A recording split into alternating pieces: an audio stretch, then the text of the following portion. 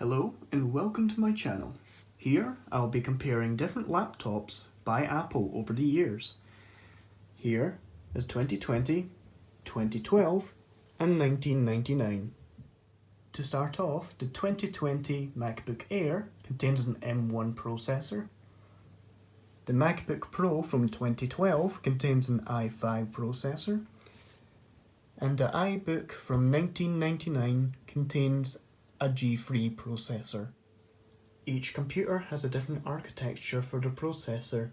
The iBook G3 clamshell has the PowerPC architecture.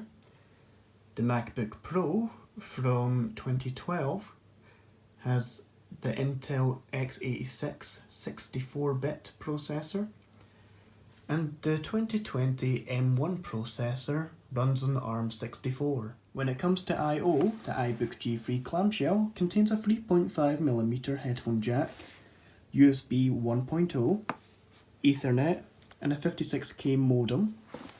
On the other side, we have one absolutely massive power connector. 2012 MacBook Pro has MagSafe 1.0 connector, Ethernet, Firewire, Thunderbolt, two USB 2.0 ports, SD card reader, and a headphone port. The M1 MacBook Air contains two USB-C ports, that's up to Thunderbolt 4, and one 3.5mm headphone jack.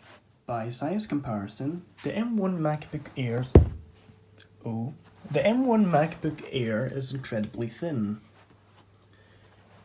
The MacBook Pro from 2012 is somewhere. It's not thin, quite thick. The G3,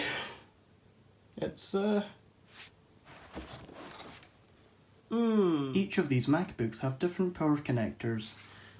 The M1 contains a small power connector that is 30 watts USB-C. The MacBook Pro from 2012 has a 60-watt power adapter with a MagSafe connector, which is magnetically attached.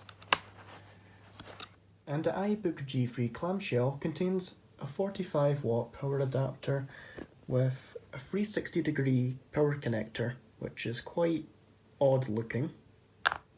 Now I will do a boot time comparison, starting with the iBook G3 clamshell.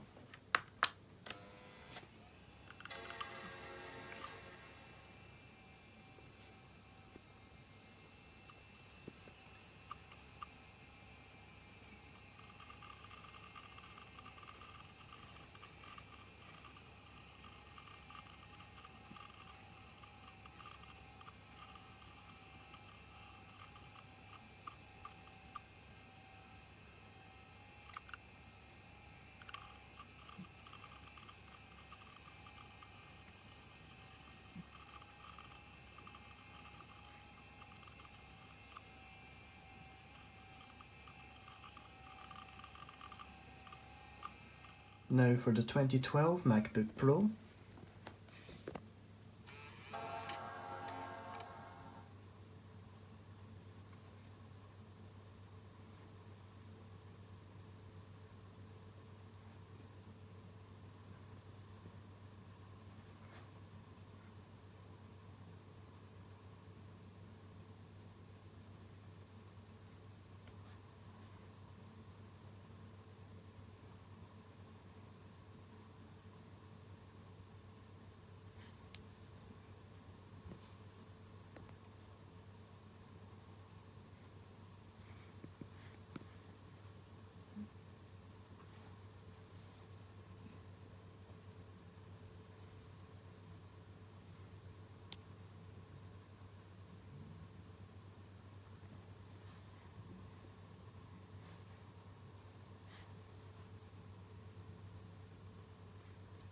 And finally, the M1 MacBook Air.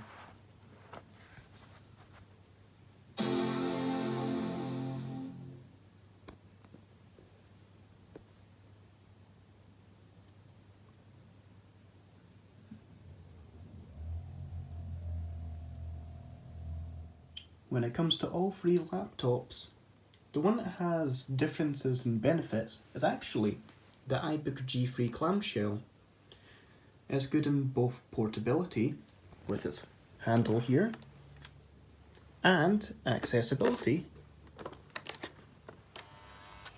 Now this is not easy to do with one hand, hang on. Thanks to the removable keyboard, which allows access to the hard drive, AirPort, and also the DVD drive, which is actually a CD drive, not a DVD drive, because the iBook is too old.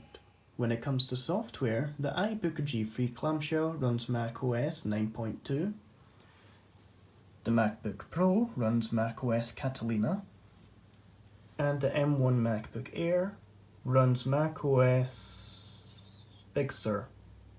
Now I will do a disk speed test on both the MacBook Pro and the MacBook Air.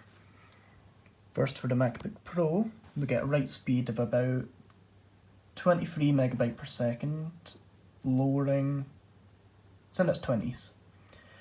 The read speed is just over 30 megabyte per second, about 35 possibly, 34.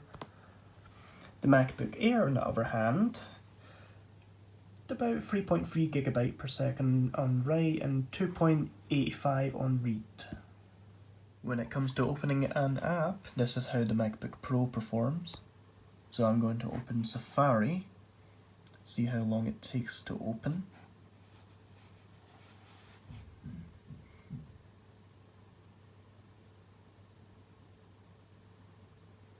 It's taking quite a long time.